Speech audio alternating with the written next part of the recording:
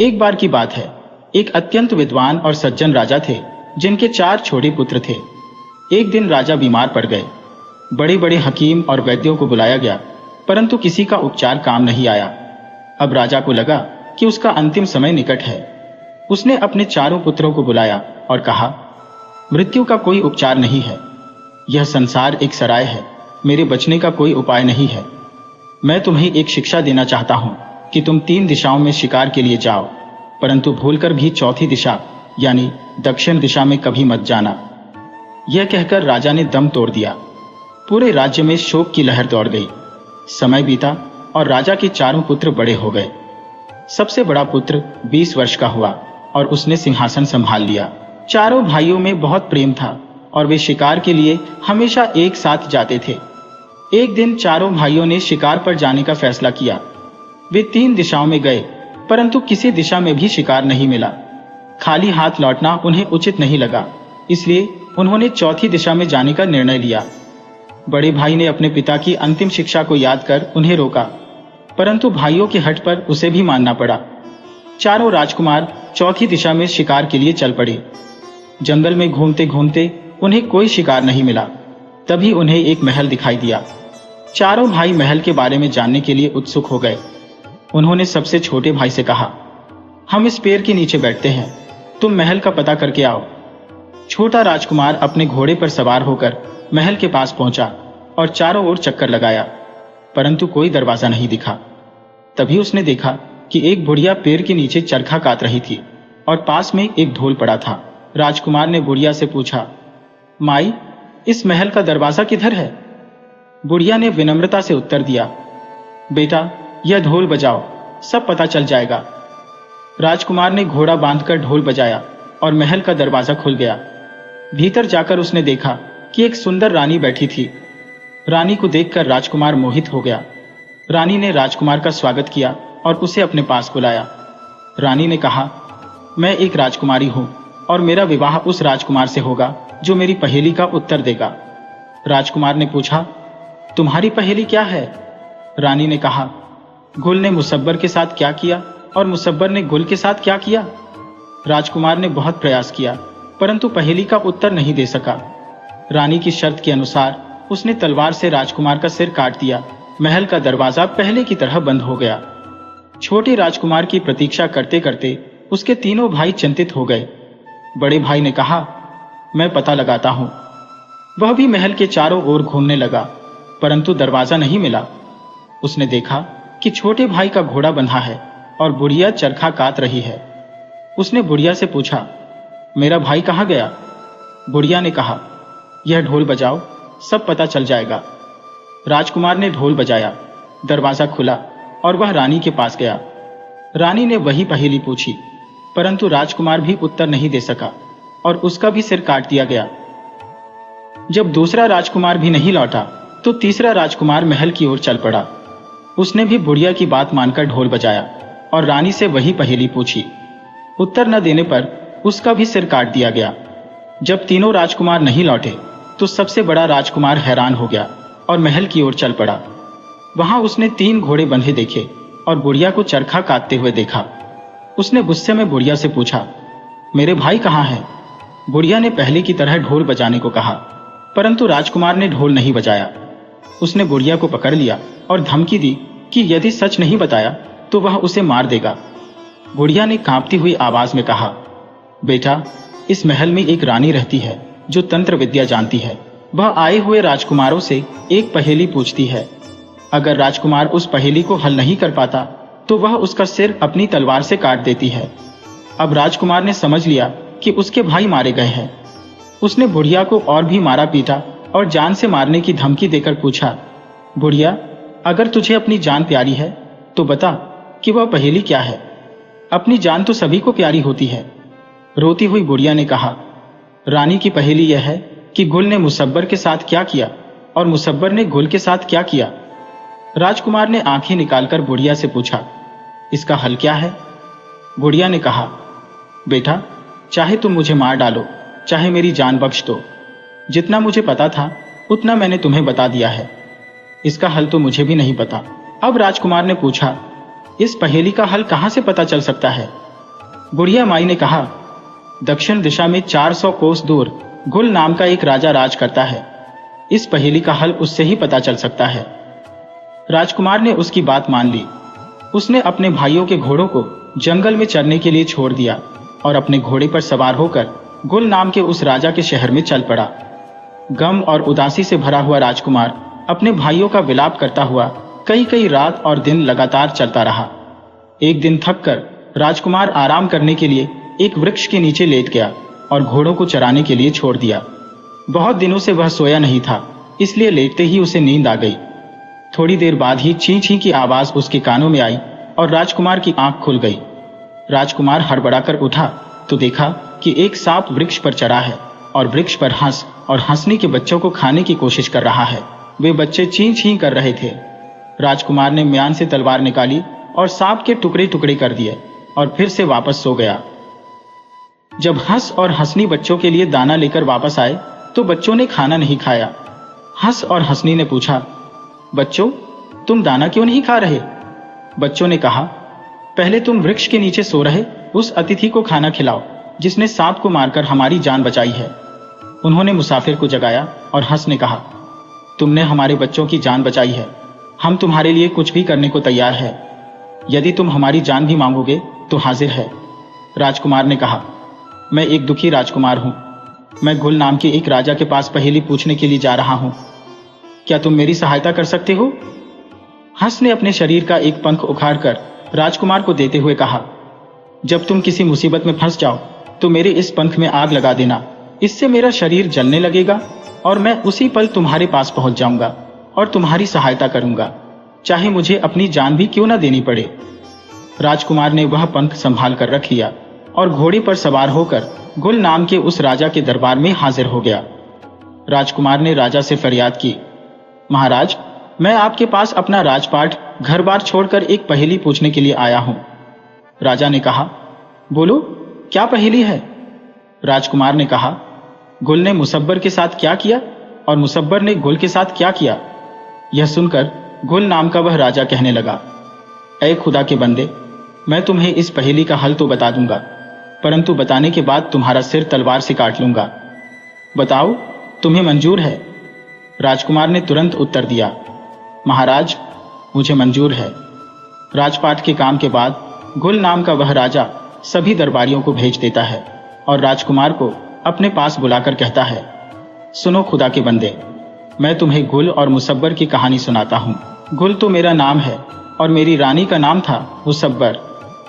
एक दिन आधी रात के समय मैं अचानक अपनी नींद से जाग गया तो मैंने देखा कि मेरी रानी पलंग पर नहीं थी। पलंग को खाली देखकर मैं बड़ा ही हैरान और परेशान हुआ, परंतु मैंने दिन में रानी से इस बारे में कुछ भी नहीं पूछा। दूसरे दिन भी मैं जानबूझकर खर्राटे मारने लगा। रानी ने श्रृंगार किया और एक बर्तन में मिठाई भरी और अंधेरी रात में महल से निकल गई। मैं भी तलवार लेकर दबे पांव उसके पीछे पीछे चल पड़ा। लंकी नाम की एक कुतिया भी मेरे पीछे चल पड़ी, जो कि मेरी पालतू थी। रानी शहर से बाहर एक साधु की कुटिया में चली गई। मैं छुपकर कुटिया के बाहर बैठ गया। रानी के अंदर जाते ही साधु ने बड़े ही रोब से कहा, तुमने इतनी देर क्यों कर दी? इसी पल मेरी कुटिया से बाहर हो जाओ। रानी ने हाथ जोड़कर कहा, मैं आगे से ऐसी गलती नहीं करूंगी। मुझे यह सुनकर बड़ा ही क्रोध आया और मैंने साधु पर तलवार से वार किया। असल में वह साधु तंत्र मंत्र जानता था और रानी के उसके साथ संबंध थे। साथ ही रानी उससे तंत्र मंत्र की शिक्षा भी ले रही थी। साधु ने अपनी शक्ति से मुझे नीचे गिरा दिया और मुझ पर हमला करने लगा। तभी मेरी पालतू कुतिया, जो कि मेरे पीछे पीछे आ रही थी, उसने पीछे से आकर साधु की टांग पकड़ ली और मैंने मौका पाते ही अपनी तलवार से साधु का वध कर दिया। स्त्रियों पर तलवार से वार करना वीरों को शोभा नहीं देता, इसीलिए मैंने उसी पल रानी को आदेश दिया, हे रानी, मेरे राज्य से बाहर निकल जाओ, मैं इसी वक्त तुम्हें छोड़ रहा हूं। अपनी बात सुनाते हुए गुल राजा की आंखें लाल हो रही थी। उसने कहा, मुसाफिर, यह है जो गुल ने मुसब्बर के साथ किया और मुसब्बर ने गुल के साथ किया। अब तुम ऐसा करो कि तुम्हें जो खाना पीना है खा लो। तुम परदेसी हो, तुम्हारा सिर मैंने कल सुबह काटना है। राजकुमार ने कहा, मैंने कुछ खाना नहीं खाना, परंतु मेरे दिल में एक इच्छा है कि मैं महल पर चढ़कर एक हुक्का पीऊं। गुल राजा यह बात मान गया। उसने आज्ञा देकर एक हुक्का तैयार करवाया और राजकुमार महल की छत पर चढ़कर हुक्का पीने लगा।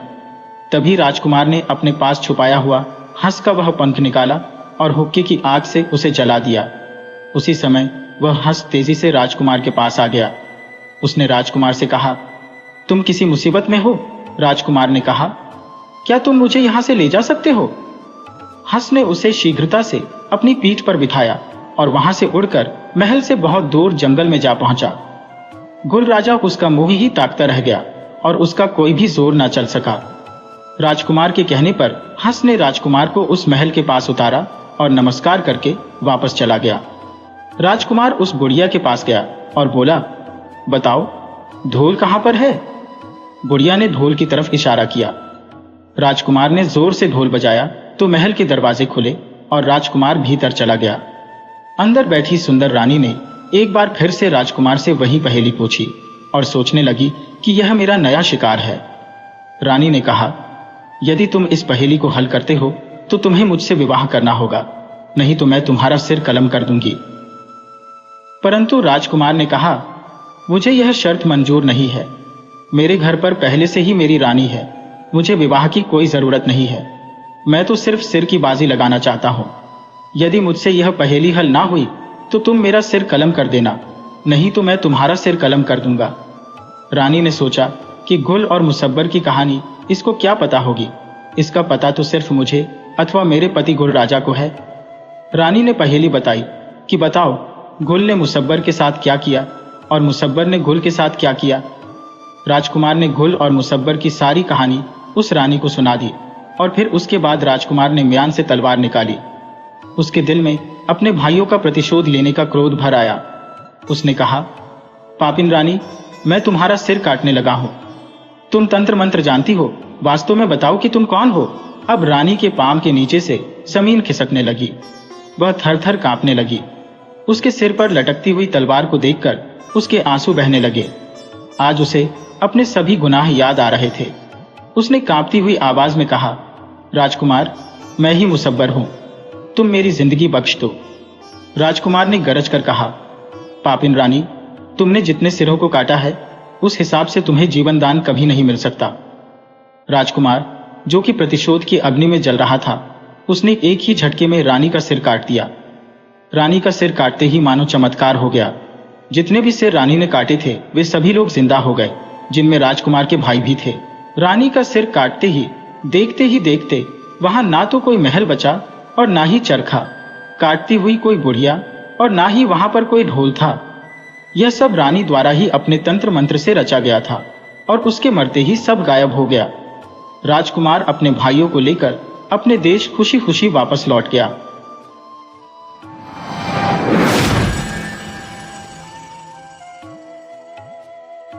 एक बार की बात है, एक राजा था जो बहुत ही निर्दयी था।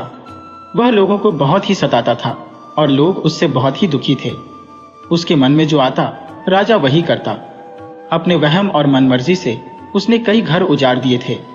अगर उसे वहम हो जाता कि यह आदमी ठीक नहीं है तो वह या तो उसके हाथ पांव कटवा देता या उसे सूली पर चढ़ा देता। उसने इस प्रकार वहम में पड़कर किसी को फांसी पर लटका दिया, किसी को सूली पर चढ़ा दिया, किसी के हाथ पांव कटवा दिए, किसी को उम्र कैद की सजा दे दी, किसी को देश निकाला दे दिया और किसी का तो सारा परिवार ही कोलों में पिलवा दिया। सारी प्रजा उससे डरी और सहमी हुई रहती थी। एक दिन परमात्मा की इच्छा हुई। राजा सुबह सुबह उठा और अपने बगीचे में टहलने के लिए चला गया। बगीचा महल के पास ही था। राजा ने देखा कि पश्चिम दिशा की ओर से 4 हंस आए और आकर उसके महल के ऊपर बैठ गए। राजा का मन हुआ कि हंसों को करीब से देखा जाए। वह महल के करीब आ खड़ा हुआ और उन हंसों को देखने लगा। इतने में राजा क्या देखता है कि उन हंसों में से एक आदमी की आवाज में बोला, यहां पर है परंतु वहां पर नहीं। दूसरा हंस कहने लगा, वहां पर है परंतु यहां नहीं। तीसरा हंस बोला, यहां भी नहीं और वहां भी नहीं। और फिर अंत में चौथा हंस बोला, यहां भी है और वहां भी है। राजा उनकी बातें सुनकर परेशान हो गया। इतनी बातें करके हंस उड़ गए। राजा अपने महल में आया परंतु उसे चैन नहीं आ रहा था। उसे हंसों की बातें परेशान कर रही थी। राजा ने तुरंत अपने वजीर को बुलवा भेजा। वजीर दौड़ता हुआ आया और आते ही कहने लगा, बताइए महाराज, मेरे लिए क्या आदेश है? राजा बहुत ही परेशान था। उसने वजीर को सारी बात बताई कि किस प्रकार 4 हंस महल पर आकर बैठे और उन्होंने ये बातें कहीं और उड़ गए। राजा ने आगे कहा, मुझे समझाओ कि इन बातों का क्या अर्थ है। वजीर भी दुविधा में पड़ गया। उसे कुछ भी समझ में नहीं आ रहा था कि वह राजा को क्या बताए। वजीर कुछ देर तक सोच विचार करता रहा और फिर अंत में बोला, महाराज, इसके अर्थ का पता तो केवल पंडित जी ही लगा सकते हैं। वह अपनी विद्या के बल पर इन बातों का भाव बता सकते हैं। मैं आज ही पंडित को बुलाकर आपके सामने उपस्थित करता हूं। यह कहकर वजीर ने अपनी जान बचा ली। अगले दिन पूरा राज दरबार सज गया। पंडित जी को बुलाया गया। वजीर ने सारे दरबार में उस घटना को विस्तार से बताया जो राजा के साथ घटित हुई थी। पंडित जी से कहा गया कि वह अपनी विद्या से देखकर बताएं कि इन बातों का क्या अर्थ है। सारा कुछ स्पष्ट से बताएं कि क्या ये अच्छे संकेत हैं या बुरे। पंडित जी ने अपनी सारी पुस्तकों को देखा, लाख यत्न किए, परंतु इन बातों के मर्म को ना जान सके। उन्होंने डरते डरते राजा से कहा, महाराज, इस काम के लिए मुझे कुछ समय लग सकता है। राजा ने पंडित को कहा, मैं तुम्हें 1 महीने का समय देता हूं। 1 महीने के भीतर मुझे इन सवालों का जवाब चाहिए। अगर ऐसा ना हुआ तो तुम्हें मृत्यु दंड दे दिया जाएगा। पंडित जी चिंता में पड़कर घर लौट आए। पंडित की पत्नी ने पूछा तो पंडित ने उसे सारी बात बताई। उसकी पत्नी भी यह सुनकर दुखी हो गई। 4-5 दिन पंडित जी घर पर ही बैठे बैठे इन प्रश्नों का उत्तर खोजते रहे और फिर वह इन सवालों के उत्तर खोजने के लिए गांव गांव और शहर शहर घूमने लगे। समय बीता। 28 दिन यूं ही बीत गए, परंतु पंडित को कोई सुराग न मिला। थके हारे एक रात पंडित जी एक बुढ़िया के घर पर रुक गए। बुढ़िया अकेली थी, उसकी कोई संतान भी नहीं थी। रात को उस बुढ़िया ने पंडित जी को उदास और परेशान सा देखा तो पूछा, पंडित जी, आप इतने दुखी क्यों हैं? किस बात की चिंता है आपको? पंडित जी ने उस बुढ़िया को सारी बात बताई। पंडित जी की बात सुनकर बुढ़िया जोर का ठहाका लगाकर हंसने लगी और कहने लगी, अरे पंडित जी, आप इतनी सी बात पर दुखी होते हैं? कल ही चलो मेरे साथ अपने राजा के पास, मैं दूंगी इन प्रश्नों का उत्तर। पंडित ने हैरान होकर पूछा, सचमुच? क्या तुम्हें इन प्रश्नों के उत्तर मालूम है? बुढ़िया ने कहा, हाँ हाँ, बिल्कुल सच। मैं भला आपसे झूठ क्यों कहने लगी? दूसरे दिन वह बुढ़िया और पंडित जी चल पड़े। बुढ़िया के घर के पास ही एक वैश्या रहती थी। बुढ़िया ने उस वैश्या को भी अपने साथ ले लिया। वे तीनों आगे बढ़े। बुढ़िया के गांव में ही एक बहुत ही कंजूस सेठ रहता था। बुढ़िया ने सेठ से कहा, सेठ जी, क्या आप महाराज से मिलने के लिए मेरे साथ चलेंगे? कंजूस सेठ बुढ़िया की बात मान गया और उसके साथ चल पड़ा। उसी गांव में एक और सेठ रहता था जो स्वभाव से बड़ा ही दयालु और दानी प्रवृत्ति का था। बुढ़िया के निवेदन करने पर वह सेठ भी उनके साथ चल पड़ा। अभी वे कुछ ही दूर गए थे कि सामने से एक साधु आता हुआ दिखाई दिया। दयालु सेठ ने जब उस साधु को देखा तो कुछ पैसे उस साधु को दक्षिणा के रूप में दे दिए। तब बुढ़िया ने साधु से आग्रह किया कि वह भी राजा के पास उनके साथ चल पड़े। साधु बड़ी खुशी से इस बात पर राजी हो गया और वह भी उन सब के साथ मिलकर राजा के महल की तरफ चल पड़ा। अब पंडित, बुढ़िया, दयालु सेठ, कंजूस सेठ, वैश्या और साधु, ये सभी लोग राजा के दरबार की तरफ चल पड़े। जब वे सभी दरबार में पहुंचे, वहां पर भीड़ इतनी ज्यादा थी कि लगता था जैसे सारी प्रजा राजा के दरबार में आ गई है। सभी सोच रहे थे कि या तो पंडित बच जाएगा या फिर राजा सारे परिवार के सहित पंडित को सूली पर चढ़ा देगा। राजा दरबार में आ पहुंचा। सभी ने उसका स्वागत किया। राजा अपने सिंहासन पर बैठ गया तो वजीर को आदेश दिया कि पंडित को पेश किया जाए। पंडित जी उनके साथ वह बुढ़िया, वैश्या, साधु, कंजूस सेठ और दयालु सेठ को लेकर राजा के समक्ष प्रस्तुत हुए। राजा ने पंडित से पूछा, मेरे चारों सवालों के उत्तर तुम ले आए? पंडित ने हां में सिर हिलाया और कहा, आपके सवालों का जवाब यह बूढ़ी मां देगी। राजा ने पूछा, बताओ इसका अर्थ क्या है? यहां है परंतु वहां नहीं। बुढ़िया ने अपने साथ आई हुई उस वैश्या की तरफ संकेत किया और कहा, महाराज, इसका उत्तर यह वैश्या है। यह बुरे काम करके धन इकट्ठा करती है। इसे अगले जन्म में अपने बुरे कर्मों का फल मिलेगा और परलोक में भी यह अपने कर्मों का फल भोगेगी। इसीलिए इसका यह धन यहां पर तो है परंतु वहां नहीं है। राजा उसका जवाब सुनकर खुश हुआ। राजा ने दूसरा सवाल किया। वहां है, परंतु यहां नहीं है। बुढ़िया ने साधु को उठाया और कहा, महाराज, इसका उत्तर यह साधु है। इस जन्म में इसके पास कोई सुख सुविधा या धन धान्य नहीं है। यह प्रभु की भक्ति में लीन रहता है। धन के चक्कर में यह नहीं पड़ा, अच्छे कर्म करता रहा। इसीलिए इसके अच्छे कर्मों का अच्छा फल इसे अगले जन्म में मिलेगा। यानी इस जन्म में इसके पास धन नहीं है, परंतु इसके अच्छे कर्मों का फल धन के रूप में इसे परलोक में मिलेगा। इसीलिए यह वहां पर है, परंतु यहां पर नहीं है। राजा मुस्कुराया और कहने लगा, अब मैं तीसरा प्रश्न पूछता हूं। अच्छा, तो यह बताओ, यहां पर भी नहीं है और वहां पर भी नहीं है। इस बार बुढ़िया ने कंजूस सेठ को खड़ा किया और कहने लगी, महाराज, इसका उत्तर यह सेठ है। यह ना तो स्वयं खाते हैं और ना ही दान करते हैं। इसके पास बहुत धन है, परंतु यह उसका उपयोग नहीं करता। बस उसे बचाने और बढ़ाने की ही इन्हें चिंता बनी रहती है। इसीलिए ना यहां पर है और ना वहां पर। अब राजा ने अपना अंतिम प्रश्न किया, अच्छा, इसका अर्थ बताओ कि यहां पर भी है और वहां पर भी है। इस बार बुढ़िया ने दयालु सेठ को आगे कर दिया और कहा, आपके इस प्रश्न का उत्तर यह सेठ है। ये खुले दिल से खाता है और खुले दिल से दान दुखियों में अपना धन बांटता है, उनकी सेवा करता है। यह बड़ा ही दयालु है, धर्मपरायण है, दान पुण्य आदि कर्म करता है, जिसका फल इसे परलोक में और अपने अगले जन्म में मिलेगा। इसीलिए यह यहाँ पर भी है और वहां पर भी है। सारी बातें सुनकर राजा की आंखें खुल गईं। राजा ने खुश होकर बुढ़िया को बहुत ही धन दिया और साथ ही साथ पंडित जी की भी खूब तारीफ की। इस घटना का राजा के हृदय पर बहुत ही प्रभाव पड़ा। उसने भी अपने मन से निर्दयता निकालकर दयालुता को अपना लिया।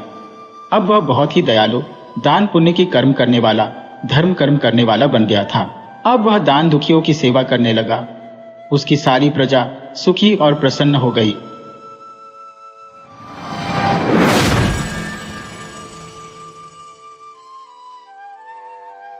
पृथ्वीपुर राज्य पर राजा मंगल सेन राज करता था। मंगल सेन को अपने बगीचों में घूमने का बड़ा ही शौक था। उसे जब भी समय मिलता वह अपने बाग बगीचों की सैर करने निकल जाता। प्रकृति के बीच में समय गुजारना उसे बड़ा ही अच्छा लगता था। एक दिन जब वह अपने शानदार बगीचे की सैर कर रहा था, उसने देखा कि एक बारहसिंगा उसके बगीचों में घुस आया है और इधर उधर दौड़कर बगीचे में लगे हुए फूल पौधों को तहस नहस कर रहा है। राजा को अपने बगीचे के पौधे और फूलों से बहुत लगाव था। यह दृश्य देखकर राजा आग बबूला हो गया। राजा मंगल सेन ने तुरंत अपने सैनिकों को आवाज लगाई कि वे बारहसिंगा को पकड़े, और राजा खुद भी बारहसिंगा का पीछा करते हुए दौड़ने लगा। बारहसिंगा बगीचे से बाहर आ गया और राजा ने भी उसके पीछे अपना घोड़ा दौड़ा दिया। मंगल सेन बारहसिंगा का पीछा करते करते अपने राज्य की अंतिम सीमा तक आ गया, परंतु वह बारहसिंगा को न पकड़ सका। उछलता कूदता बारहसिंगा उसकी आंखों से ओझल हो गया। अब राजा मंगल सेन थक चुका था। उसकी वहां से आगे जाने की इच्छा नहीं हुई, सो वह वहीं पर रुक गया। मौसम बहुत गर्म था और राजा को प्यास भी लगने लगी। उसने नहाने की सोची। जब वह नहा रहा था तो एक चोर उसका घोड़ा और कपड़े लेकर भाग गया। चोर अपने पुराने कपड़े वहीं पर फेंक गया। राजा के लिए अब बहुत ही खराब हालत हो गई थी। अब वह क्या करता कि अपने महल में वह वापस कैसे लौटे, क्योंकि बिना घोड़े और बिना कपड़ों के लोग उसकी हंसी उड़ाएंगे। राजा ने वहां पर पड़े हुए चोर के पुराने कपड़े पहन लिए और अपने पड़ोसी राज्य को घूमने के विचार से राज्य की सीमा को पार करके दूसरे राज्य में चला गया। बहुत दूर तक राजा मंगल सेन चोर के कपड़ों में घूमता रहा। तभी उसकी नजर झाड़ियों में चमकती हुई एक वस्तु पर पड़ी। राजा ने तुरंत वह वस्तु उठा ली। यह वस्तु एक चमकता हुआ मोतियों का हार था, और वह भी बहुत ही कीमती मोतियों का हार। राजा सोचने लगा, भगवान का लाख लाख धन्यवाद जो यह मोतियों का हार मुझे मिल गया। अब मैं अपने लिए नए कपड़े और एक घोड़ा खरीद सकता हूँ। चलो चलकर इसे बाजार में बेचने की कोशिश करता हूँ। चलते चलते वह पड़ोसी राज्य के बाजार में जा पहुंचा। वहां वह एक सुनार के पास गया और कहने लगा, सेठ जी, क्या तुम मुझसे एक मोतियों का हार खरीदोगे? मेरे पास बेचने के लिए एक कीमती हार है। मैं एक नदी पार कर रहा था तो मुझे वहां पर यह हार मिला। सुनार बोला, दिखाओ तो, कैसा कीमती हार है? राजा मंगल सेन ने वह हार सुनार को दिखाया। हार को देखते ही सुनार चिल्ला पड़ा, अरे चोर, इसको तुमने कहां से चुराया? मैंने ऐसे ही 2 हार राजा साहब के लिए बनवाए थे। उसमें से एक पता नहीं कहाँ चला गया। जरूर तुमने ही यह चुराया होगा। चलो। इसी समय राजा के दरबार में। नहीं सेठ जी, ऐसी बातें मत करो। मैं चोर नहीं हूं। मुझे तो यह हार पड़ा हुआ मिला था। परंतु सेठ ने उसकी एक न सुनी और तुरंत अपना नौकर भेजकर कोतवाल को बुला लिया। मंगल सेन ने कोतवाल के सामने भी अपनी बेगुनाही की बात कही, मगर उसे पकड़कर महाराज के सामने हाजिर कर दिया गया। जब मंगल सेन को महाराज के दरबार में लाया गया तो सुनार ने महाराज के सामने अपनी शिकायत रखी और मंगल सेन को चोर बताया। राजा ने मंगल सेन का पक्ष सुने बिना ही कहा, क्योंकि यह सुनार हमारे राज्य का एक सम्मानित व्यापारी है तो इसकी बात एकदम सच्ची मानी जाएगी, जबकि यह आदमी हमें कोई घुसपैठिया मालूम पड़ता है। इसीलिए इसे चोरी के अपराध में कारागार में डाल दिया जाए और ठीक 3 दिन के बाद इसके हाथ काट दिए जाएंगे। यही हमारे राज्य का कानून है। फैसला सुनकर मंगल सेन घबरा गया और दया की भीख मांगने लगा, परंतु किसी ने उसकी एक न सुनी और उसे कारागार में डाल दिया गया। इस राज्य का राजा जितना बेरहम और अन्याय प्रिय था, उसकी रानी उतनी ही दयालु थी। जब रानी को यह सारी बात मालूम हुई तो उसने राजा से कहा, महाराज, आप इतना बेरहम हुक्म कैसे दे सकते हैं, जबकि इस मामले में कोई गवाह भी पेश नहीं किया गया और ना ही आपने उस अपराधी को अपना पक्ष रखने दिया। यह सुनार तो होते ही बदमाश है। आप तो जानते ही हैं कि यह पैसे के लिए कितना झूठ बोलते हैं और धोखा देते हैं। सच कहिए तो मुझे उस आदमी की बात पर पूरा विश्वास है। राजा ने उसे डांटते हुए कहा, जुबान संभाल कर बात करो। तुम्हें राजकाज के मामलों में दखल देने का कोई हक नहीं है। रानी बोली, मैं चुप नहीं रहूंगी। कुछ दिनों से मैं दरबार में आपका खराब व्यवहार देख रही हूं। आपके सलाहकार और मंत्री आपसे नाखुश है और आपकी जनता आपसे विद्रोह करने को तैयार है। अगर आप इसी रास्ते पर चलते रहे तो सारा राज्य बर्बाद हो जाएगा। रानी की बातें सुनकर महाराज का गुस्सा और भी भड़क गया, मानो आग में घी डाल दिया गया हो। उसने कहा, ठीक है, तुम्हें उस आदमी से इतनी हमदर्दी है तो मैं तुम्हें उसी के पास पहुंचा देता हूं। राजा ने सैनिकों को आदेश दिया कि रानी को भी उस चोर के साथ कैद खाने में डाल दिया जाए। सैनिक यह सुनकर चौंक पड़े। वे चाहते तो नहीं थे, परंतु राजा के हुक्म का पालन करना उनकी मजबूरी थी। सैनिकों ने रानी को मंगल सेन के साथ उसी कारागार में डाल दिया। मंगल सेन ने जब रानी को अपने कारागार में देखा तो आश्चर्यचकित रह गया। रानी ने उसे पूरी बात बताई। अब मंगल सेन और रानी दोनों को ही एक दूसरे से हमदर्दी हो गई थी। वो रात दोनों ने जाग कर बिताई। कारागार के कुछ सैनिक रानी के वफादार थे, जबकि वे महाराज से नाखुश थे। अगली रात रानी अपने वफादार सैनिकों की मदद से मंगल सेन को साथ लेकर कारागार से फरार हो गई। दोनों भागकर राज्य से दूर एक जंगल में जा पहुंचे और झोपड़ी बनाकर वहां रहने लगे। मंगल सेन को कारागार में बहुत यातनाएं दी गई थी, जिसकी वजह से वह अस्वस्थ रहने लगा था। रानी ने उसकी बहुत सेवा की, जब तक कि मंगल सेन ठीक नहीं हो गया। जल्दी ही रानी मंगल सेन को पसंद करने लगी। मंगल सेन ने भी रानी के प्यार का बदला प्यार से ही दिया और दोनों ने विवाह कर लिया। मंगल सेन जंगल से लकड़ियां काटकर बेचने लगा, जिससे कि वह अपना जीवन निर्वाह करने लगे थे। कुछ महीनों बाद मंगल सेन की पत्नी ने एक सुंदर बालक को जन्म दिया। एक दिन की बात है, जब मंगल सेन की पत्नी जंगल में कुछ फल तोड़ने गई हुई थी तो उसका पति और बच्चा सोए हुए थे। अपने बच्चे को वह मंगल सेन की निगरानी में छोड़ गई थी। घुटनों के बल चलते चलते बच्चा नजदीक के ही एक कुएं के पास जा पहुंचा और कुएं में गिर गया। जब मंगल सेन की आंख खुली तो बच्चे को वहां न पाकर वह बहुत ही दुखी हुआ। वह तो बिल्कुल पागल सा ही हो गया और चिल्ला चिल्लाकर रोने लगा। कहने लगा, लगता है कि मेरे बच्चे को किसी जंगली जानवर ने खा लिया है। अब मैं क्या करूं? इसकी मां को मैं क्या मुंह दिखाऊंगा?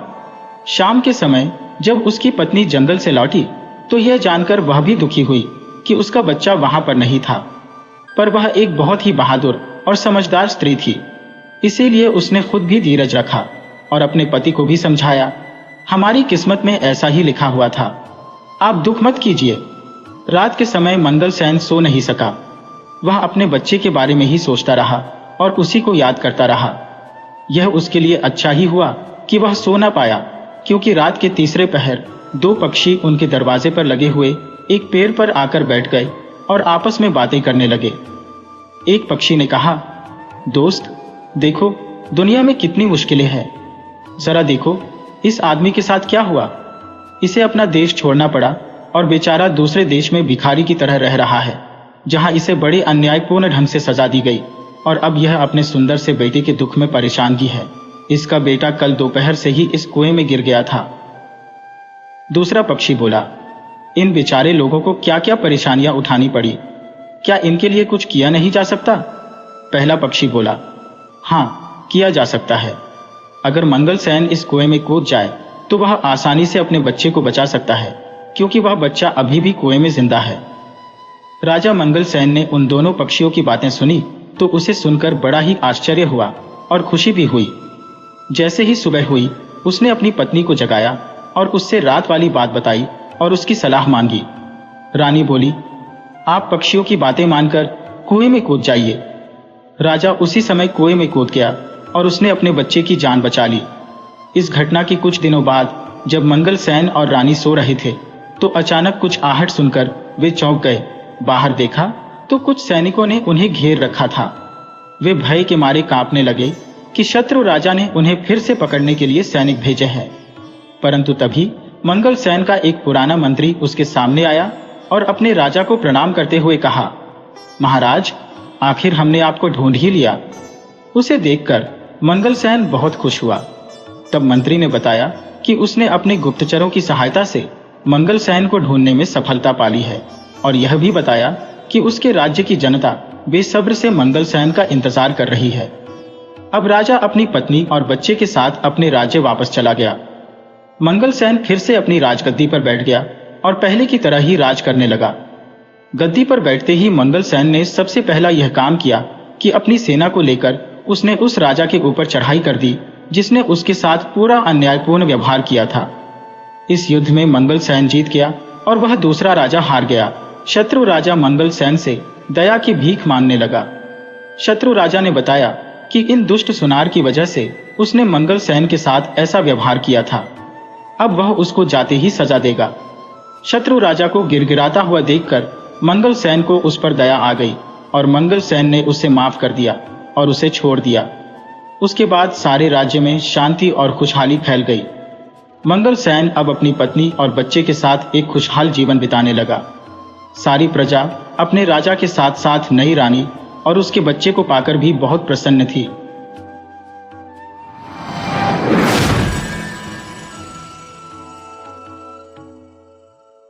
बात बहुत ही पुरानी है।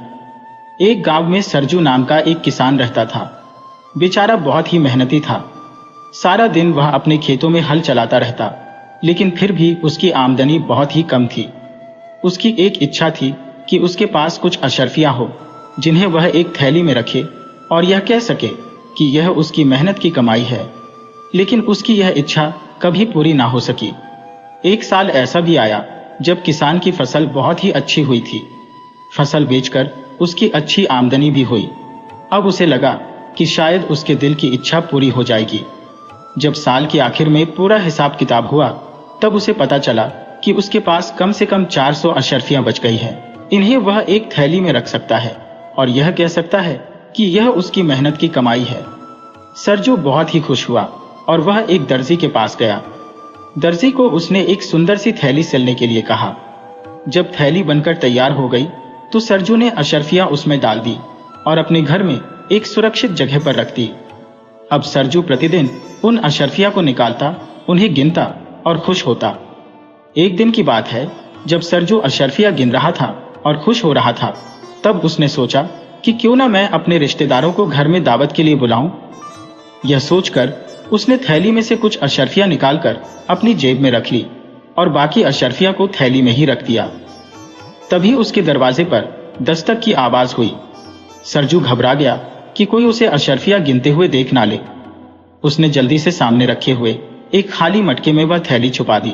दरवाजा खोला तो उसका दोस्त सामने खड़ा था। सरजू का दोस्त उसे किसी काम से लेकर जाना चाहता था। तब सरजू ने अपनी पत्नी को आवाज देकर कहा कि मेरे वापस आने तक तुम मेरा खाना तैयार करके रखना। सरजू और उसके दोस्त के जाने के बाद सरजू की पत्नी ने खाना बनाना शुरू किया। खाना बनाने के लिए उसे पानी की आवश्यकता पड़ी। किस्मत की बात है कि उसी समय उसके घर के आगे से गांव का कसाई गुजर रहा था। सरजू की पत्नी ने जब उसे देखा तो आवाज लगाकर उसे पानी लाने को कहा और वह मटका उसके हाथ में थमाया जिसमें अशरफिया की थैली रखी थी। कसाई असल में बाजार में बकरा खरीदने के लिए जा रहा था। वह मटका लेकर पानी भरने के लिए चल दिया। अभी वह कुछ दूर ही पहुंचा था कि उसने महसूस किया कि मटके में कोई चीज रखी हुई थी। कसाई ने मटके में हाथ डालकर वह चीज निकाली तो वह अशरफिया की थैली थी। अशरफिया को देखकर उसकी खुशी का ठिकाना न रहा। वह यह सोच रहा था कि आज तो बिना किसी मेहनत के ही इतनी दौलत हाथ में आ गई है। एक बार तो उसके दिल में यह ख्याल आया कि यह थैली वह सरजू की पत्नी को वापस दे दे, लेकिन फिर वह सोचने लगा कि अगर उसे इस थैली के बारे में पता होता तो वह यह मटका उसके हाथ में नहीं देती। यही सोचकर कसाई ने थैली अपने पास ही रखने का फैसला किया। वह अब पानी लाने के बारे में भूल चुका था। सोचने लगा कि इस धन को वह जरूरत के समय के लिए बचाकर रखेगा और अपना काम करता रहेगा। वह कसाई गांव के पशु बाजार में पहुंचा और उसके पास जो पैसे पहले से थे उन पैसों से एक मोटा ताजा लंबा चौड़ा बकरा खरीद लिया। बकरा लेकर वह अपने घर की तरफ वापस चल दिया तो उसे ख्याल आया कि उसने यह थैली अपने पास रखी तो चोरी हो जाने का डर है और अगर कहीं जमीन में भी गाड़ दे तो हर वक्त उसे डर लगा रहेगा। उसका कोई ऐसा दोस्त भी नहीं जिसके पास वह थैली अमानत के तौर पर रखवा दे। आजकल लोगों का कोई भरोसा नहीं है। क्यों ना इस थैली को बकरे के मुंह में ठूस कर किसी तरह इसके गले के नीचे उतार दूं। जब इस बकरे को काटूंगा तो यह थैली भी निकाल लूंगा। बस फिर बेचारे बकरे को उसने जबरदस्ती थैली निकलवा दी। बकरे को उसने अपने घर पर बांधा और फिर किसी जरूरी काम से बाहर चला गया। उधर सरजू किसान जब अपने दोस्त के साथ उसका काम करवाकर घर वापस आने लगा तो रास्ते में कसाई का घर पड़ा। सरजू ने देखा कि एक मोटा ताजा लंबा चौड़ा बकरा खड़ा है। वह सोचने लगा, क्यों ना इस बकरे को मैं अपने घर में होने वाली दावत के लिए ले चलता हूं। सरजू ने बकरे को खरीदने का फैसला कर लिया। उसने कसाई के लड़के को बकरे के दाम दिए और बकरे को अपने घर की तरफ ले चला। घर पहुंचकर सरजू को अपनी थैली की याद आई। उसने मटके को तलाश किया तो मटका घर से गायब था। वह अपनी पत्नी से पूछने लगा। जब उसे सच्चाई पता लगी तो सरजू ने अपना सिर पीट लिया। बहुत देर तक वह उन अशरफियों के लिए दुखी होता रहा। जब कुछ देर रोने धोने के बाद उसका मन शांत हुआ तो वह सोचने लगा, जो होना था वह हो चुका। अब दुख मनाने से कोई फायदा नहीं है। और फिर मैंने अपने रिश्तेदारों को दावत पर बुलाया है, चलो वही काम पूरा किया जाए। अगले दिन सरजू के रिश्तेदार उसके घर पर जमा हुए। सरजू ने बचे हुए पैसों से दावत का इंतजाम किया, खाने का सामान जुटाया और जब मांस पकाने के लिए बकरे को काटा गया तो उसके पेट में से अशरफियों की थैली मिली, जिसे देखकर सरजू बहुत ही खुश हुआ। उसने तुरंत थैली को धोया, अशरफियां निकाली और एक एक अशरफी को वह गिनने लगा। अशरफियां पूरी थी। यह देखकर सरजू खुशी के मारे झूमने लगा। वह एक एक अशरफी को चूमता और फिर रखता। सोचने लगा कि यह अजीब इत्तेफाक है, मेरा खोया हुआ धन मुझे वापस मिल गया। ऐसा चमत्कार रोज रोज नहीं होता। इसके बाद सरजू सोचने लगा कि अब इस थैली को अपनी कमर में बांध कर रखूंगा। यह हर वक्त मेरी कमर से झूलती रहेगी। मैं अब एक पल के लिए भी इस थैली को अपने आप से अलग नहीं करूंगा। सरजू की पत्नी इस बात को लेकर उसको खरी खोटी सुनाने लगी कि धन का इतना लालच करना ठीक नहीं है। सरजू कहने लगा, मैं तो सिर्फ अपनी तरफ से अपने धन की हिफाजत कर रहा हूं, आगे ईश्वर की मर्जी। इसी तरह से 2-4 दिन बीते। सरजू एक दिन झरने पर नहाने के लिए जा रहा था। उसने अपनी थैली निकालकर एक पत्थर पर रख दी।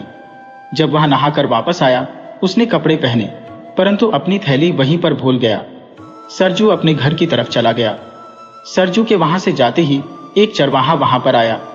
चरवाहा वहां पर अपनी भेड़ बकरियों को पानी पिलाने के लिए आया था। उसकी नजर थैली पर पड़ी।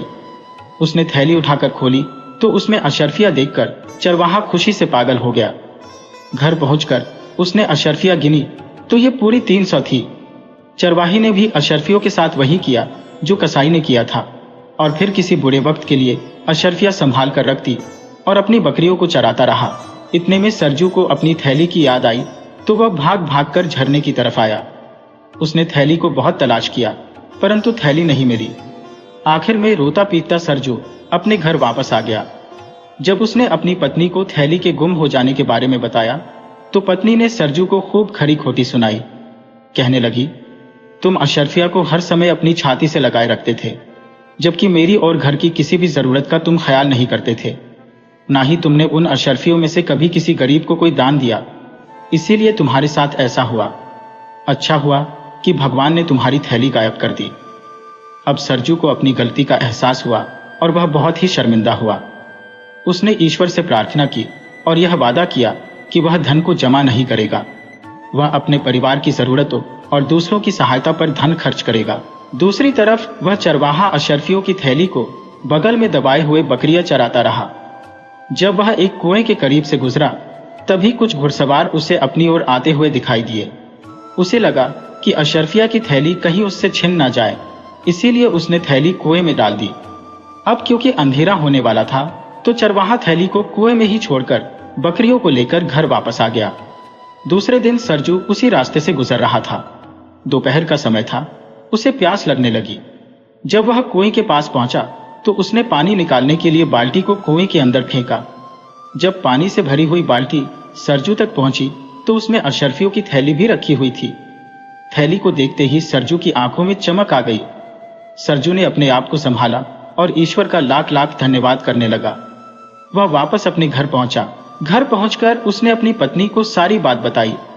सरजू ने जब उन अशरफियों की गिनती की तो वह पूरी 300 थी। वह सोचने लगा कि जितना धन मेरा खोया था उतना ही मुझे वापस मिल गया। अब जो वादा मैंने किया था उसे पूरा करूंगा। इसमें से उसने कुछ अशरफियां अपने बाल बच्चों पर खर्च की, कुछ दीन दुखियों की सहायता के लिए खर्च की। इस तरह से उसने 200 अशरफियां खर्च कर दी। उधर जब चरवाहा कुएं में से थैली निकालने के लिए गया तो थैली वहां पर मौजूद नहीं थी। यह देखकर चरवाहे की आंखों के आगे अंधेरा छाने लगा। वह रात दिन इसी दुख में परेशान रहने लगा। असल में वह चरवाहा सरजू का ही एक दूर का रिश्तेदार था। एक दिन जब वह सरजू के गांव में आया तो वह सरजू के घर गया। सरजू उसे देखकर बड़ा ही खुश हुआ। उसने चरवाहे को खाना खिलाया और फिर दोनों बातें करने लगे। लेकिन सरजू ने महसूस किया कि चरवाहा बहुत ही परेशान और दुखी नजर आ रहा था। जब सरजू ने इसका कारण पूछा तो चरवाहा कहने लगा, ईश्वर ने एक बड़े ही लंबे समय के बाद मुझे कुछ धन दिया था। मैंने उस धन को कुएं में रख छोड़ा था, लेकिन बाद में वह धन वहां से गायब हो गया। सरजू यह सुनकर बड़ा ही दुखी हुआ। वह उस वक्त उठकर किसी बहाने से अंदर गया और अपनी पत्नी को सारा माजरा कह सुनाया।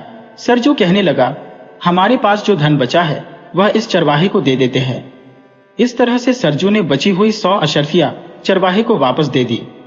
अशरफिया लेकर चरवाहा खुशी खुशी वहां से चला गया। वापस अपने घर लौटकर वह सोचने लगा कि अब मैं इन अशरफियों को बहुत ही सुरक्षित रखूंगा ताकि दोबारा से ऐसी घटना ना हो। चरवाहे के पास एक मोटी सी लकड़ी थी जिससे वह बकरियों को हाँकता था। लकड़ी का एक हिस्सा खोखला करके चरवाहे ने उसमें अपनी अशरफियां रख दी। एक दिन वह चरवाहा नदी के किनारे खड़ा था। अचानक उसकी लकड़ी छूटकर नदी में जा गिरी और बहुत कोशिश करने के बावजूद भी वह लकड़ी चरवाहे के हाथ में ना आई। लकड़ी नदी में बहते बहते आगे बढ़ती गई। यह नदी सरजू के गांव से होकर गुजरती थी।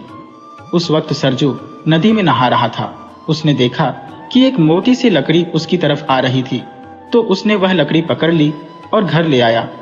घर आकर सरजू ने देखा कि उसकी पत्नी चूल्हे पर बैठी हुई खाना बना रही थी और ईंधन खत्म होने वाला है। सरजू ने लकड़ी के 2 टुकड़े किए और उन्हें चूल्हे में डालने ही वाला था कि अचानक अशरफियां छन छन करती हुई नीचे गिर पड़ी। उसने अशरफियां गिनी तो पूरी 100 थी।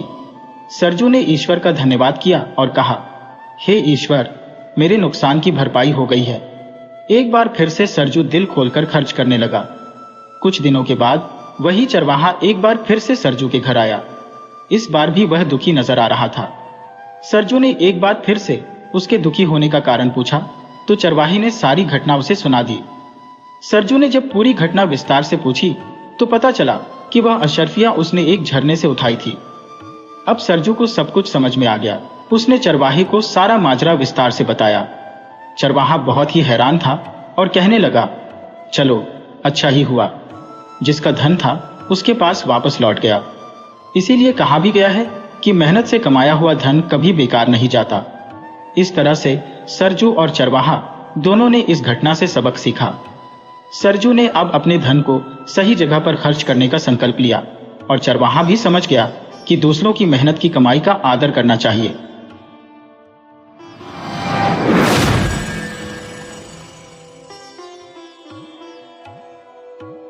बाबू अनाथ बंधु कॉलेज में पढ़ते थे, परंतु कई वर्षों से वे निरंतर फेल हो रहे थे। उनके रिश्तेदारों का विचार था कि इस वर्ष वे जरूर पास हो जाएंगे, पर इस वर्ष उन्होंने परीक्षा देना ही उचित ना समझा। इसी वर्ष बाबू अनाथ बंधु का विवाह हुआ था। भगवान की कृपा से उनकी वधू बहुत ही सुंदर और अच्छे चरित्र वाली थी, जिसका नाम विंध्यवासिनी था। विंध्यवासिनी बाबू अनाथ बंधु के साथ विवाह करके बहुत खुश थी और अपने पति को ही सर्वोत्तम समझती थी। परंतु अनाथ बंधु की बात सुनिए, वे न जाने क्यों हर समय अपनी पत्नी से नाराज रहते और तीखे कड़वे शब्दों से उसके प्रेम भरे मन को जख्मी करते रहते। अनाथ बंधु कॉलेज में पढ़ने के दौरान अपनी ससुराल में ही रहते थे। परीक्षा का समय आया, किंतु उन्होंने परीक्षा दिए बगैर ही कॉलेज छोड़ दिया। इस घटना पर अन्य व्यक्तियों की अपेक्षा उनकी पत्नी को अधिक दुख हुआ। रात के समय उसने विनम्रता के साथ कहना शुरू किया, प्राणनाथ, आपने पढ़ना क्यों छोड़ दिया? थोड़े दिन का कष्ट सह लेना कोई कठिन बात नहीं थी। पत्नी की यह बात सुनकर अनाथ बंधु के मिजाज का पारा 120 डिग्री तक पहुंच गया और वे बिगड़ कर कहने लगे, पढ़ने लिखने से क्या मनुष्य के हाथ पांव हो जाते हैं? जो व्यक्ति पढ़ लिख कर अपना स्वास्थ्य खो बैठते हैं, उनकी दशा अंत में बहुत ही बुरी होती है। पति का उत्तर सुनकर उनकी पत्नी मन ही मन बहुत दुखी हो गई। इसके कुछ दिनों बाद एक अजीब सी घटना घटित हुई। कोलकाता के एक बहुत ही धनवान व्यक्ति, जो विंध्यवासिनी के पिता राजकुमार के मित्र थे, अपने परिवार सहित राजकुमार बाबू के घर में अतिथि बनकर रहने के लिए आए। उनके साथ कई आदमी और नौकर भी थे। इसीलिए जगह बनाने के लिए राजकुमार बाबू ने अनाथ बंधु का कमरा भी उन्हें सौंप दिया और अनाथ बंधु के लिए एक छोटा सा कमरा साफ करवा दिया। यह बात अनाथ बंधु को बहुत बुरी लगी। गुस्से में वह अपनी पत्नी विंध्यवासिनी के पास गए और ससुराल की बुराई करने लगे। साथ ही साथ उसे निरर्थक बातों के लिए भी 2-4 बातें सुना दी। विंध्य बहुत व्याकुल और चिंतित हुई, किंतु वह मूर्ख नहीं थी। उसने अपने पिता को दोषी ठहराना उचित नहीं समझा और पति को समझाने की कोशिश की। इसके बाद एक दिन विंध्यवासिनी ने अपने पति से कहा, अब यहाँ पर रहना ठीक नहीं है, आप मुझे अपने घर ले चलिए। इस जगह पर रहने में अब सम्मान नहीं रहा। अनाथ बंधु ठंडी प्रकृति के व्यक्ति थे। अपने घर पर कष्ट से रहने की बजाय अपने ससुराल का अपमान सहना उन्होंने अच्छा समझा था। इसलिए वे आनाकानी करने लगे, किंतु उनकी पत्नी ने जिद पकड़ ली और कहने लगी, यदि आप जाना नहीं चाहते तो मुझे अकेली भेज दीजिए, कम से कम मैं ये अपमान नहीं सह सकती। इस पर अनाथ बंधु विवश होकर घर जाने को तैयार हो गए। चलते समय माता पिता ने विंध्यवासिनी से कुछ दिन और रुकने के लिए कहा, किंतु विंध्यवासिनी ने कुछ उत्तर न दिया। यह देखकर माता पिता के हृदय में शंका हुई। उन्होंने कहा, बेटी विंध्य, यदि हमसे कोई ऐसी बात हो गई हो तो उसे भूल जाना। विंध्य ने नम्रतापूर्वक पिता के मुंह की ओर देखा और फिर कहने लगी, पिताजी, हम आपका ऋण कभी उतार नहीं सकते, हमारे दिन सुख से बीते हैं। कहते कहते विंध्य का गला भर आया और उसकी आंखों से आंसू बहने लगे। इसके पश्चात उसने हाथ जोड़कर माता पिता से विदा ली और सबको रुलाते हुए पति के साथ चली गई। विंध्य ने पहली बार कलकत्ता नगर से बाहर कदम रखा था। उसके ससुराल एक गांव में था, परंतु ससुराल में भी वह बहुत ही प्रसन्न रहने लगी। गांव की स्त्रियां उसके गुणों को देखकर प्रशंसा करती थी, परंतु सब कुछ होते हुए भी विंध्य प्रसन्न नहीं रह सकी। अनाथ बंधु के 3 भाई और थे, 2 छोटे और एक बड़ा। बड़े भाई प्रदेश में 50 की नौकरी करते थे, जिससे अनाथ बंधु के घर बार का खर्च चलता था। छोटे भाई अभी स्कूल में पढ़ते थे। बड़े भाई की पत्नी श्याम को इस बात का बड़ा ही घमंड था कि उसके पति की कमाई से सबको रोटी मिलती है, इसीलिए वह घर के कामकाज को हाथ ना लगाती थी। कुछ दिनों बाद बड़े भाई छुट्टी लेकर घर आए। रात को श्याम ने पति से भाई और भाभी की शिकायत की। पहले तो पति ने उसकी बातों को हंसी में उड़ा दिया, परंतु जब उसने कई बार कहा तो उन्होंने अनाथ बंधु को बुलाया और कहने लगे, भाई, 50 में हम सबका गुजारा नहीं चल सकता, अब तुमको भी नौकरी की चिंता करनी चाहिए। ये शब्द उन्होंने बड़े ही प्यार से कहे थे, परंतु अनाथ बंधु बिगड़ कर बोले, भाई साहब, 2 मुट्ठी भर अन्न के लिए आप इतने नाराज होते हैं? नौकरी तलाश करना कोई बड़ी बात नहीं है, किंतु हमसे किसी की गुलामी नहीं हो सकती। इतना कहकर वह भाई के पास से चले गए। इन्हीं दिनों गांव के स्कूल में 3rd मास्टर का स्थान खाली हुआ था। अनाथ बंधु की पत्नी और उनके बड़े भाई ने उनसे वहां काम करने के लिए बहुत कहा, किंतु इतनी छोटी नौकरी करना उन्होंने स्वीकार नहीं किया। अब तो अनाथ बंधु को केवल विलायत जाने की धुन समा गई थी। एक दिन अपनी पत्नी से कहने लगे, देखो, आजकल विलायत गए बिना मनुष्य का सम्मान नहीं होता और ना ही अच्छी नौकरी मिल सकती है। इसीलिए हमारा विलायत जाना बहुत ही आवश्यक है। तुम अपने पिता से कहकर कुछ रुपया मंगवा दो तो हम चले जाएंगे। विलायत जाने की बात सुनकर विंध्यवासिनी को बहुत ही दुख हुआ। पिता के घर से रुपया मंगवाने की बात से तो बेचारी की जान ही निकल गई। कुछ दिन बीते, दुर्गा पूजा के दिन समीप आए तो विंध्यवासिनी के पिता ने बेटी और दामाद को बुलाने के लिए एक आदमी भेजा। विंध्यवासिनी खुशी खुशी मायके आई। माँ ने बेटी और दामाद को रहने के लिए अपना कमरा दे दिया। दुर्गा पूजा की रात को यह सोचकर कि पति न जाने कब वापस आएंगे, विंध्य प्रतीक्षा करते करते सो गई। सुबह उठी तो उसने अनाथ बंधु को कमरे में नहीं पाया। उठकर देखा तो माँ का लोहे का संदूक खुला पड़ा था। सारी चीजें इधर उधर बिखरी पड़ी थी। पिता का छोटा कैश बॉक्स जो कमरे के अंदर रखा था वह गायब था। विंध्य का हृदय धड़कने लगा। उसने सोचा कि किसी बदमाश ने चोरी की है जिससे उसके पति को भी नुकसान पहुंचा है। परंतु थोड़ी ही देर बाद उसकी नजर एक कागज के टुकड़े पर पड़ी। वह उसे उठाने लगी तो देखा कि उसके पास ही कुंजियों का एक गुच्छा पड़ा था। वह पत्र पढ़ने लगी तो मालूम हुआ कि उसका पति आज ही सुबह जहाज पर सवार होकर विलायत चला गया है। पत्र पढ़ते ही विंध्य की आंखों के सामने अंधेरा छा गया। वह दुख के आघात से जमीन पर बैठ गई और आंचल से मुंह ढककर रोने लगी। आज सारे बंगाल में खुशियां मनाई जा रही थी, किंतु विंध्य के कमरे का दरवाजा अब तक बंद था। इसका कारण जानने के लिए विंध्य की सहेली कमल ने दरवाजा खटखटाया, किंतु अंदर से कोई उत्तर न मिला।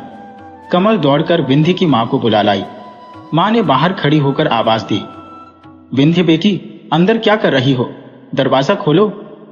मां की आवाज पहचान कर विंध्य ने झट आंसुओं को पोंछ डाला और कहा, माताजी, पिताजी को बुला लो। इससे मां और भी ज्यादा घबराई, अतः उसने तुरंत पति को बुलवाया। राजकुमार बाबू के आने पर विंध्य ने दरवाजा खोल दिया और माता पिता को अंदर बुलाकर फिर दरवाजा बंद कर लिया। राजकुमार ने घबराकर पूछा, विंध्य, क्या बात है? तू क्यों रो रही है? यह सुनते ही विंध्य पिता के चरणों में गिर पड़ी और कहने लगी, पिताजी, मेरी दशा पर दया करो। मैंने रुपया चुराया है। राजकुमार आश्चर्यचकित रह गए। इस हालात में विंध्य ने फिर हाथ जोड़कर कहा, पिताजी, इस अभागिन का अपराध क्षमा कीजिए। स्वामी को विलायत भेजने के लिए मैंने यह नीचता का काम किया है। अब राजकुमार को बहुत ही क्रोध आया। डांटकर बोले, दुष्ट लड़की, यदि तुझे रुपयों की आवश्यकता थी तो हमसे क्यों नहीं कहा? विंध्य ने डरते डरते उत्तर दिया, पिताजी, आप उनको विलायत जाने के लिए रुपया ना देते। ध्यान देने योग्य बात यह थी कि विंध्य ने कभी माता पिता से रुपए पैसे के लिए विनती तक ना की थी। आज वह पति के पाप को छिपाने के लिए चोरी का इल्जाम अपने सर पर ले रही थी। विंध्यवासिनी पर चारों ओर से घृणा की बौछार होने लगी। बेचारी सब कुछ सुनती रही, किंतु उसने मुंह नहीं खोला। बहुत ही ज्यादा गुस्से में राजकुमार बाबू ने अपनी बेटी को ससुराल वापस भेज दिया। इसके बाद समय बीतता गया, किंतु अनाथ बंधु ने विंध्य को कोई पत्र ना लिखा और ना ही अपनी मां की कोई सुध ली। परंतु जब आखिरकार सारे रुपए जो उनके पास थे खर्च हो गए तो वे बहुत ही घबराए और विंध्य के पास एक तार भेजकर पैसों की मांग की। विंध्य ने तार पाते ही अपने सारे बहुमूल्य आभूषण बेच डाले और उनसे जो कुछ मिला वह अनाथ बाबू को भेज दिया। अब क्या था, जब भी रुपयों की आवश्यकता होती वह झट से विंध्य को लिख देते और विंध्य ने जिस तरह बन पड़ा अपने बचे आभूषण बेचकर उनकी आवश्यकताओं को पूरा किया। यहाँ तक कि बेचारी गरीब के पास कांच की 2 चूड़ियों के सिवाय कुछ भी शेष ना रहा। अभागिन विंध्य के संसार में कोई सुख शेष न था। संभव था वह किसी दिन दुख की हालात में आत्महत्या कर लेती। सोचती कि मेरे स्वामी अनाथ बंधु अभी मेरे साथ ही है, इसीलिए कष्ट सहते हुए भी वह जीवन के दुख को उठाने पर विवश थी। अनाथ बंधु के लिए वह जीवित रहकर अपना कर्तव्य पूरा कर रही थी। अब क्योंकि उसके लिए विरह का दुख सहना कठिन हो गया था, इसीलिए विवश होकर उसने पति के नाम वापस आने के लिए पत्र लिखा। इसके थोड़े दिन बाद अनाथ बंधु बैरिस्टर पास करके साहब बहादुर बने हुए वापस लौट आए। परंतु देहात में बैरिस्टर साहब का निर्वाह होना कठिन था, इसीलिए पास के ही एक कस्बे में होटल में उन्हें आश्रय लेना पड़ा। विलायत में रहकर अनाथ बंधु के रहन सहन में बहुत ही अंतर आ गया था। वह अब ग्रामीण लोगों से घृणा करते थे। उनके खान पान और रहन सहन के तरीके से भी यह मालूम नहीं होता था कि वह अंग्रेज हैं या हिंदुस्तानी। विंध्य यह सुनकर बड़ी ही प्रसन्न हुई कि स्वामी बैरिस्टर बनकर लौट आए हैं। इसके कुछ दिनों के बाद एक बहुत ही दर्द भरी घटना घटित हुई। बाबू राजकुमार अपने कुटुंब सहित नाव पर सवार होकर काशी जा रहे थे। वह नाव दुर्घटनाग्रस्त हो गई। बाबू राजकुमार तो बच गए, परंतु उनकी पत्नी और बेटा दोनों गंगा में बह गए। अब उनके परिवार में विंध्य के सिवाय कोई दूसरा शेष न था। इस दुर्घटना के पश्चात एक दिन राजकुमार बाबू विकल अवस्था में अनाथ बंधु से मिलने आए। दोनों में कुछ देर तक बातचीत हुई। अंत में राजकुमार बाबू ने कहा, जो कुछ होना था सो हो चुका। अब प्रायश्चित करके अपनी जाति में सम्मिलित हो जाओ, क्योंकि तुम्हारे सिवाय अब दुनिया में हमारा कोई नहीं है। बेटा या दामाद जो कुछ भी हो, अब तुम ही हो। अनाथ बंधु ने प्रायश्चित करना स्वीकार कर लिया। पंडितों से सलाह ली गई तो उन्होंने कहा कि यदि इन्होंने विलायत में रहकर मांस नहीं खाया तो इनकी शुद्धि वेद मंत्रों द्वारा की जा सकती है। यह समाचार सुनकर विंध्य हर्ष से फूली न समाई और अपना सारा दुख भूल गई। आखिर एक दिन प्रायश्चित की रस्म अदा करने का दिन निश्चित किया गया। बड़े ही आनंद का समय था। चारों ओर वेद मंत्रों की गूंज सुनाई दे रही थी। अनाथ बंधु बाबू के शुद्धिकरण के पश्चात ब्राह्मण को भोजन करवाया गया। इसके परिणाम स्वरूप बाबू अनाथ बंधु को नए सिरे से बिरादरी में शामिल कर लिया गया। परंतु ठीक इस समय जब राजकुमार बाबू ब्राह्मण को दक्षिणा दे रहे थे, एक नौकर ने आकर कहा, बाबूजी, एक मैम आई है। मैम का नाम सुनते ही राजकुमार बाबू चौंक गए। उन्होंने कार्ड पढ़ा। उस पर लिखा था, मिसेज अनाथ बंधु सरकार। इससे पहले कि राजकुमार बाबू हाँ या ना में कुछ उत्तर देते, एक गोरे रंग की यूरोपियन युवती खटखटाती हुई अंदर आई। पंडितों ने उसे देखा तो दक्षिणा लेना भूल गए। घबराकर जिसका सीधा समय मिला उधर ही निकल गए। इधर मैम साहिबा ने जब अनाथ बंधु को ना देखा तो वह परेशान होकर उनका नाम लेकर आवाज देने लगी। इतने में अनाथ बंधु कमरे से बाहर निकले। उन्हें देखते ही मैम साहिबा माय डियर कहकर झट उनसे लिपट गई। यह देखकर घर के पुरोहित भी अपना आसन संभालकर विदा हो गए।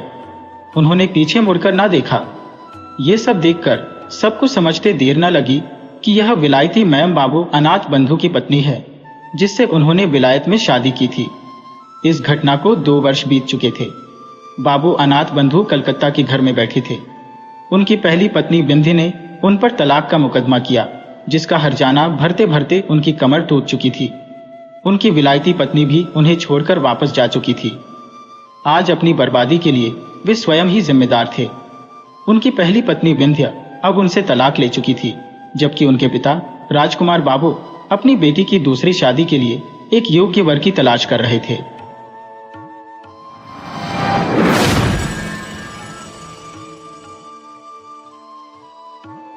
प्रीतमपुर गांव में सत्तू नामक एक किसान रहता था, जिसके घर में कोई संतान नहीं थी। उसके विवाह को कई साल गुजर चुके थे। वैसे तो सत्तू के घर में किसी चीज की कमी नहीं थी, परंतु संतान की कमी पति पत्नी को दुखी कर देती थी। संतान के लिए सत्तू ने सारे उपाय किए, मंदिरों में माथा टेका और साधु संतों की सेवा की। आखिरकार भगवान ने उसकी सुन ही ली और उसके घर एक सुंदर बालक ने जन्म लिया। वह बालक इतना सुंदर था जैसे कोई फूल हो। बच्चे के पैदा होने की खुशी में सत्तू ने पूरे गांव को दावत दी। जब बालक अभी 2-3 दिन का ही था और माँ उसके साथ खेल रही थी, तो अचानक माँ ने महसूस किया कि बालक के मुख से कुछ सुगंध आ रही है, परंतु अगले ही पल वह सुगंध गायब हो गई। माँ ने इसे अपना वहम समझा, परंतु कभी कभी जब वह बच्चे के साथ खेलती तो उसने गौर किया कि बच्चा जब जब हंसता है उसके मुख से चमेली के फूल की खुशबू आती है। उसने यह बात अपने पति को बताई। पहले तो सत्तू ने अपनी पत्नी की बात पर विश्वास नहीं किया, परंतु जब उसने खुद भी अनुभव किया कि बच्चे के हंसने पर उसके मुख से चमेली की खुशबू आती है, तो वह भी आश्चर्यचकित रह गया। अपने बच्चे के इस विशेष गुण पर पति पत्नी बहुत ही खुश थे। आखिरकार उन्होंने बच्चे का नाम रखा चमेली राजा, क्योंकि उसके हंसने पर चमेली की खुशबू आती थी। धीरे धीरे यह खबर आस पड़ोस के लोगों को पता चली और चमेली राजा की प्रसिद्धि आसपास के गांवों में ही नहीं बल्कि पूरे राज्य में फैल गई। धीरे धीरे चमेली राजा बड़ा होने लगा। वह जहां भी जाता उसके विशेष गुण के कारण लोग उसका बड़ा सत्कार करते समय बीतता गया और चमेली राजा अब जवान हो चुका था। वह किसान का बेटा था, इसीलिए खेती किसानी करके ही अपने माता पिता का निर्वाह करता था। एक सुबह की बात है, जब चमेली राजा अपने खेतों में काम कर रहा था तो अचानक कुछ सैनिकों ने उसे घेर लिया और कहा कि उसे राज्य के राजा ने बुलाया है। चमेली राजा इस अचानक हुई घटना से घबरा गया। उसने पूछा, आखिरकार मेरा कसूर क्या है जो आप लोग मुझे राजा के पास ले जाना चाहते हैं? सैनिकों ने कहा, हम नहीं जानते, हमें तो राजा की आज्ञा है कि तुम्हें पकड़कर उनके सामने पेश किया जाए। डरे और घबराए हुए चमेली राजा को राजा के सैनिक ले गए और राजा के सामने पेश कर दिया। राजा ने बड़े स्नेह भाव से कहा, हमने सुना है कि तुम जब हंसते हो तो तुम्हारे मुख से चमेली की सुगंध निकलती है और पूरे वातावरण को महका देती है। हम तुम्हारे इस गुण की पुष्टि करना चाहते हैं और साथ ही साथ यह अद्भुत घटना देखना भी चाहते हैं, इसीलिए हमारा आदेश है कि तुम हंसो। चमेली राजा एकदम से सन्न रह गया। उसने कभी यह कल्पना भी नहीं की थी कि इस प्रकार का आदेश उसे मिलेगा। उसने अनेक प्रयास किए किंतु विफल रहा। उसे हंसी आई ही नहीं। हंसी तो प्राकृतिक रूप से अपने आप ही आती है, तभी चमेली की सुगंध फैलती है, वरना नहीं। राजा ने उसे अनेक प्रकार से उत्साहित किया, धन और इनाम का लालच भी दिया, परंतु चमेली राजा को हंसी नहीं आई। अब महाराज को क्रोध आने लगा। उन्होंने कहा, या तो तुम मेरे आदेश की अवहेलना कर रहे हो या फिर तुम में कोई विशेष गुण नहीं है और तुम्हारे बारे में सब बातें झूठी हैं। खैर, कारण जो भी हो, तुम्हें इसकी सजा मिलेगी और तुम्हें कारागार में रखा जाएगा। राजा ने आदेश दिया कि उसे नगर से बाहर बने हुए विशेष कारागार में बंद कर दिया जाए और पहरेदार को खबरदार कर दिया जाए कि यदि किसी कारण से उसे हंसी आ जाए तो तुरंत मुझे सूचना दी जाए। सैनिकों ने चमेली राजा को नगर के बाहर बने हुए एक विशेष कारागार में बंद कर दिया। चमेली राजा बेचारा कारागार में बहुत उदास था। वह सोचने लगा कि उसे कभी उम्मीद भी नहीं थी कि जिस गुण के कारण उसे हर जगह सम्मान मिलता है, आज उसी गुण के कारण उसे कारागार में सड़ना पड़ रहा है। बेचारा सारी रात कारागार में करवटें बदलता रहा। उसे नींद नहीं आई। कारागार के पास ही एक झोपड़ी थी जिसमें कोई युवक रहता था। कारागार की खिड़की से वह झोपड़ी साफ दिखाई देती थी और वहां की आवाजें भी सुनाई देती थी। अब चमेली राजा के पास कारागार में कोई काम तो नहीं था, तो अक्सर वह खिड़की से उस झोपड़ी को देखता रहता। अगली रात को उसने देखा कि जब घना अंधकार छा गया तो महल की तरफ से कोई औरत उस झोपड़ी में आई। औरत की वेशभूषा से लगता था कि वह रानी है। जब चमेली राजा ने उसे देखा तो वह रानी ही थी। रानी ने झोपड़ी का दरवाजा खटखटाया और झोपड़ी के अंदर चली गई। रानी रोज उस झोपड़ी में आती और रात के अंतिम प्रहर में वापस लौट जाती। चमेली राजा उस युवक का चेहरा तो नहीं देख पाता था, किंतु दीपक के प्रकाश में इतना अवश्य पता चलता था कि वह हमेशा रानी का इंतजार करता था। चमेली राजा ने सोचा कि महाराज को यह बात बता देनी चाहिए, परंतु अपने प्रति महाराज के व्यवहार को देखकर वह चुप ही रहा। एक रात की बात है, रानी को आने में कुछ देर हो गई। युवक झोपड़ी के अंदर कुछ बेचैन सा इधर उधर चक्कर काट रहा था। जब रानी आई तो उसने क्रोध में उसे मारना शुरू कर दिया। रानी चुपचाप मार खाती रही। कहते हैं, प्यार में प्रेमी की मार भी फूलों सी लगती है। कुछ प्रेमिकाओं को तो प्रेमी की मार भी आनंदित करती है। खैर, जब युवक का गुस्सा शांत हो गया तब रानी ने उसका हाथ पकड़कर बिठाया और साथ में लाई हुई मिठाइयां उसे खिलाने लगी। युवक को अपने क्रोध पर अब पछतावा हो रहा था। उसने रानी से कहा, मुझे माफ कर दो प्रिय, मिलन में विलंब से मेरी बुद्धि खराब हो गई थी और मैंने तुम्हारे फूलों जैसे शरीर को क्षति पहुंचाई। रानी ने कहा, नहीं प्रियतम, क्षमा मत मांगो। तुम्हारे लात, घूंसे और हाथों के स्पर्श से मुझे असीम आनंद की अनुभूति होती है।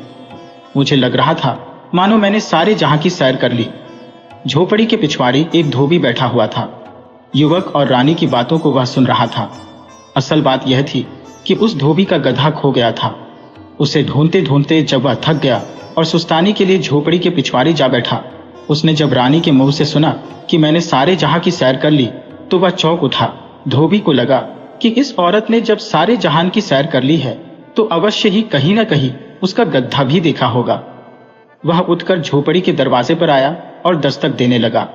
दरवाजा रानी ने खोला। धोबी उससे कहने लगा, आपने सारे जहां की सैर की है, यदि कहीं पर मेरा गधा देखा हो तो बताने का कष्ट करें, मैं उसे ढूंढने में अपने आप को असमर्थ पा रहा हूं। चमेली राजा कारागार की खिड़की से यह सारा तमाशा देख और सुन रहा था। धोबी की बात सुनकर वह खिलखिलाकर हंसने लगा। इतना हंसा कि हंसी रुकने का नाम ही नहीं ले रही थी। जब प्राकृतिक हंसी का फव्वारा फूटा तो चारों तरफ चमेली की सुगंध फैलती चली गई। पहरेदार तुरंत राजमहल की तरफ दौड़े और महाराज को यह खुशखबरी सुनाई। यह चमत्कार देखने के लिए स्वयं महाराज और राजमहल के लोग कारागार की तरफ दौड़ पड़े। इसके बाद अगले दिन महाराज ने चमेली राजा को अपने दरबार में प्रस्तुत होने का आदेश दिया। जब चमेली राजा महाराज के सामने आया तो महाराज ने उससे उसके हंसने का कारण जानना चाहा। चमेली राजा बिल्कुल चुप रहा, परंतु बार बार राजा के कहने पर उसने कहा, महाराज, यदि आप मेरी जान की सलामती का वचन दे तो मैं आपको पूरी घटना बता सकता हूं। राजा ने कहा, ठीक है, हम वचन देते हैं, तुम पूरी बात हमें बताओ। इसके बाद चमेली राजा ने सारी घटना विस्तार से महाराज को कह सुनाई। सारी घटना सुनकर महाराज को अपने व्यवहार पर पश्चाताप हुआ। उसने चमेली राजा को कैद से मुक्त कर दिया और बहुत सा इनाम देकर सम्मान पूर्वक उसे विदा किया। अपनी रानी को दूसरे पुरुष से संपर्क रखने के कारण कारागार में डाल दिया। अब चमेली राजा के पास बहुत सी धन दौलत थी और वह अपने माता पिता के पास आ गया। कुछ दिनों बाद ही चमेली राजा का विवाह एक बड़ी ही सुंदर युवती से कर दिया गया और वह आनंद पूर्वक अपना जीवन बिताने लगा।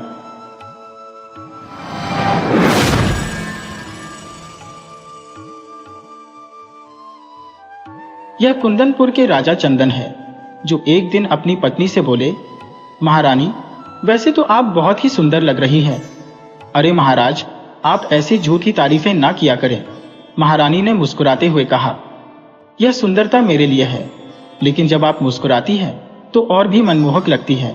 राजा ने कहा, महाराज, आप ऐसी बातें ना करें। महारानी, आपने मेरे लिए इतना सुंदर रूप धारण किया है, क्या मैं आपकी थोड़ी भी तारीफ नहीं कर सकता? महाराज, कर सकते हैं, लेकिन सोचिए, अगर आप मुझसे इतना प्रेम करेंगे तो राज्य के कार्यों पर ध्यान कैसे देंगे? महारानी, कैसी बातें कर रही हो? एक पति अपनी पत्नी से प्रेम नहीं करेगा तो किससे करेगा? और तुम ऐसे प्रश्न क्यों कर रही हो? महाराज, मेरा मतलब यह नहीं है कि आप मुझसे प्रेम ना करें, बस मैं चाहती हूं कि आप राज्य के कार्यों पर भी ध्यान दें। अगर आप मुझ पर ही ध्यान देंगे तो हमारा राज्य कैसे समृद्ध होगा? महारानी, राजपाट की बात मत करो। जब मैं तुम्हारे पास आता हूं तो बस तुम्हारी मुस्कान देखना चाहता हूं, सारी थकान मिट जाती है। महाराज, आप ठीक कहते हैं। महाराज और महारानी एक दूसरे से अनंत प्रेम करते थे, इसलिए वे बहुत खुश रहते थे। एक दिन महाराज कहीं जा रहे थे और महारानी ने उनसे कहा, महाराज सुनिए। हाँ, बताओ क्या कहना चाहती हो? महाराज, बस मैं आपसे यह कहना चाहती हूं कि जिस भी युद्ध के लिए जा रहे हैं, सावधानी बरतें, क्योंकि आपका जीवन मेरे जीवन से जुड़ा है। अगर आप स्वस्थ रहेंगे तभी मैं भी खुश रहूंगी। महारानी की बात सुनकर महाराज प्रसन्न होकर महल से निकल गए। इधर महारानी बहुत चिंतित हो गईं और सोचने लगी, महाराज मेरे लिए इतना करते हैं, मुझसे इतना प्रेम करते हैं, लेकिन जब मैं अपनी बीमारी के बारे में बताऊंगी तो महाराज बहुत चिंतित हो जाएंगे। महारानी को एक ऐसी बीमारी हो गई थी जिसका इलाज पूरी धरती पर कहीं नहीं था। इसके कारण महारानी दिन ब दिन रोने लगी, लेकिन महाराज को कभी पता नहीं चलने दिया। एक दिन महाराज महारानी के पास आए और देखा कि वह रो रही थी। अरे, तुम रो क्यों रही हो? आंसू क्यों बहा रही हो? तुम्हें किसी प्रकार का कष्ट तो नहीं है? महाराज ने पूछा। महाराज, अब देर किस बात की है, मैं आपको सच बताती हूँ। मैं आपके लिए श्रृंगार इसलिए करती हूँ क्योंकि यह सुंदरता ज्यादा दिन तक नहीं टिक पाएगी। कैसी बातें कर रही हो? महाराज ने चिंता से पूछा। महाराज, मुझे ऐसी बीमारी हो गई है जिसके कारण मैं ज्यादा दिन तक इस धरती पर नहीं रह पाऊंगी। महारानी ने कहा, यह बात तुमने पहले क्यों नहीं बताई? मैं बड़े से बड़े वैद्य को बुलवाकर तुम्हारा इलाज कराता। महाराज ने कहा। महाराज, अब देर हो चुकी है। जब हमारा विवाह हुआ था तब मैं स्वस्थ थी, लेकिन कुछ वर्ष बाद इस राज्य में मुझे यह घातक रोग हो गया जिसका इलाज नहीं है। महारानी ने उत्तर दिया। महारानी, इलाज सबका है, महाराज ने कहा। महाराज और महारानी में इस तरह की वार्ता होती रही। कई दिनों के बाद महारानी अत्यधिक रोगग्रस्त हो गईं और बिस्तर पर पड़ गईं। महाराज ने उनसे कहा, महारानी, आपको इस प्रकार लेटे हुए देखना अच्छा नहीं लगता। आपकी वही श्रृंगार युक्त सुंदरता ही मुझे भाती है, इस रूप में नहीं। महाराज, मैं क्या कर सकती हूँ? जो विधि में लिखा है वही होगा। परंतु महाराज, मैं आपसे एक वादा चाहती हूँ, क्या आप उसे निभाएंगे? हाँ महारानी, बताइए। आप मेरी पत्नी है, मैं आपका पति हूँ, इतना तो अवश्य करूंगा। बताओ। महाराज, मुझे वचन दीजिए कि मेरे ना रहने पर आप दूसरा विवाह नहीं करेंगे। महारानी, ऐसी बात मत कहिए। दूसरे विवाह की बात तो विचारणीय है, क्योंकि राज्य को उत्तराधिकारी चाहिए। महाराज, मैं बस चाहती हूं कि आप किसी और को दत्तक पुत्र बनाकर उत्तराधिकारी बना दें। महारानी, आप जो कह रही हैं वह सही है, लेकिन इस राज्य की प्रथा है कि उत्तराधिकारी उसी वंश से हो। महाराज, एक बार विचार कीजिए। आप बार बार कहते थे कि मैं सुंदर हूं, तो क्या अपनी सुंदर पत्नी के लिए इतना भी नहीं कर सकते? मैं कर सकता हूं, लेकिन तो महाराज, आप दूसरा विवाह नहीं करेंगे। इतना कहकर महारानी ने आंखें मूंद ली और महाराज को समझ में आ गया कि अब महारानी नहीं रही। वह दुखी होकर रोने लगे। महाराज अब राज्य में कहीं भी जाते उनका मन नहीं लगता। एक दिन मंत्री जी आए और बोले, महाराज, ऐसे रहना उचित नहीं है, आपको विवाह कर लेना चाहिए। मैं विवाह कैसे कर सकता हूं? महारानी ने मुझे वचन दिया था। महाराज, एक तरफ वचन देखिए और दूसरी तरफ राज्य। अगर आपका कोई पुत्र नहीं हुआ तो राज्य हड़प लिया जाएगा। मंत्री की बात सुनकर महाराज ने दूसरे विवाह के लिए सहमति दे दी। मंत्री ने अपनी बहन का विवाह महाराज से करवा दिया। विवाह के बाद महारानी ने पूछा, महाराज, आप इतनी चिंता में क्यों डूबे रहते हैं? मैंने अपनी पहली पत्नी से वचन दिया था कि दूसरा विवाह नहीं करूंगा, परंतु मैंने वह वचन तोड़ दिया। एक राजा के नाते वचन का महत्व बहुत होता है। महाराज, आपने जो किया वह राज्य के कल्याण के लिए था। राज्य को महारानी और उत्तराधिकारी की आवश्यकता थी। आपने अपने दायित्वों का पालन किया है, इसलिए चिंता मत कीजिए। महाराज, आपको चिंता में नहीं डूबना चाहिए, इससे आपको कष्ट होगा। महारानी की बात सुनकर महाराज प्रसन्न होकर रहने लगे।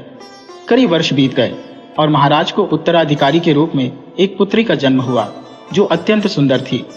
वर्षों के बाद वह पुत्री बड़ी हो गई और एक दिन अपने पिता के पास आई और बोली, पिताजी, पिताजी। हाँ पुत्री, बताओ क्या कहना चाहती हो?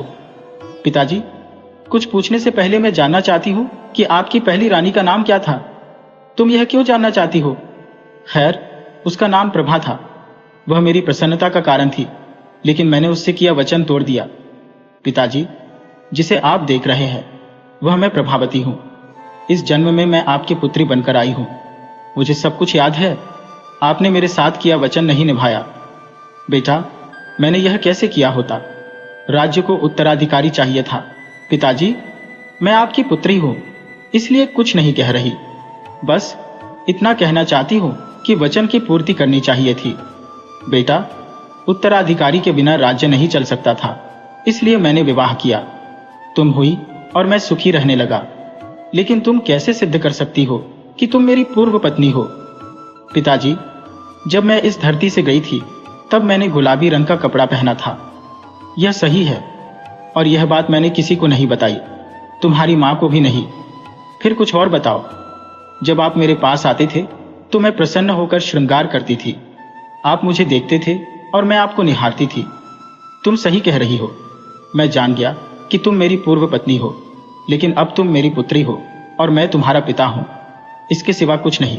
पिताजी, आपने राज्य के लिए वचन निभाया। हाँ, वचन निभाना महत्वपूर्ण था। राज्य के कल्याण के लिए किया गया वचन ही उचित होता है। राज्य को बेरियों से नहीं चलाया जा सकता। महाराज ने यह स्वीकार कर लिया कि उन्होंने राज्य के हित में वचन निभाया था। उन्होंने समझा कि वचन देने से पहले उसके प्रभावों पर विचार करना आवश्यक है। इसी कारण उनकी पूर्व पत्नी ने इस जन्म में उनकी पुत्री के रूप में जन्म लिया।